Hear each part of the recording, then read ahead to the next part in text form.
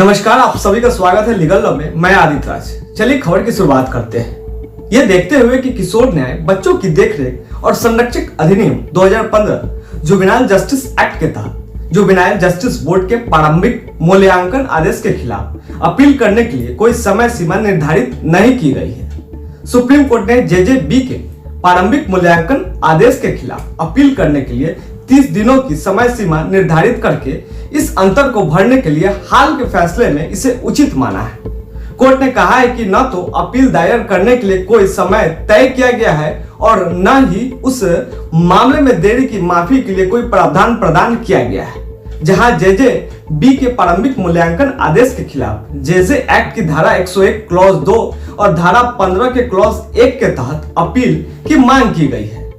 Justice CT Ravi Kumar और justice Rajesh Bindal ने 30 दिनों की समय सीमा निर्धारित करके अंतर को भरने की मांग की है, जो अन्यथा अधिनियम की योजना के खिलाफ नहीं जाती है। अदालत ने कहा है कि हमारी राय में यह चूक है।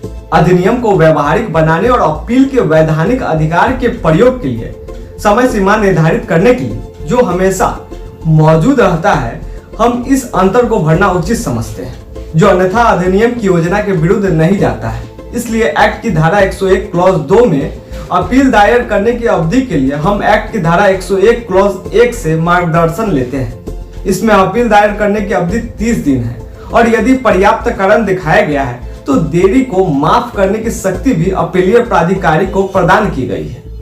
अपील के निर्णय के लिए समय सीमा भी प्रदान की गई है। जुवेनाइल बोर्ड JJ एक्ट की धारा 101 के क्लॉज 1 में समिति या बोर्ड द्वारा दिए गए आदेश के खिलाफ बच्चों की अदालत के समक्ष अपील करने के लिए 30 दिन का समय सीमा प्रदान करती है। हालांकि JJ एक्ट की धारा 101 क्लॉज 2 JJB प्रारंभिक मूल्यांकन आदेश के खिलाफ अपील करने के लिए कोई समय सीमा निर्धारित नहीं करती है।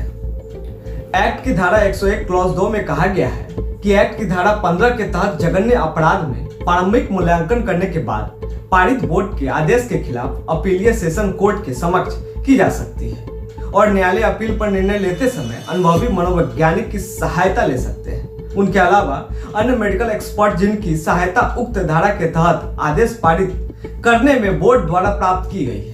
उसके अनुसार अधिनियम की धारा 101 क्लॉज 1 से मार्गदर्शन लेते समय अदालत ने JJB प्रारंभिक मूल्यांकन आदेश के निर्णय के खिलाफ एक्ट की धारा 101 क्लॉज 2 के तहत अपील दायर करने के लिए 30 दिन की समय सीमा पर विचार करने का आदेश दिया है।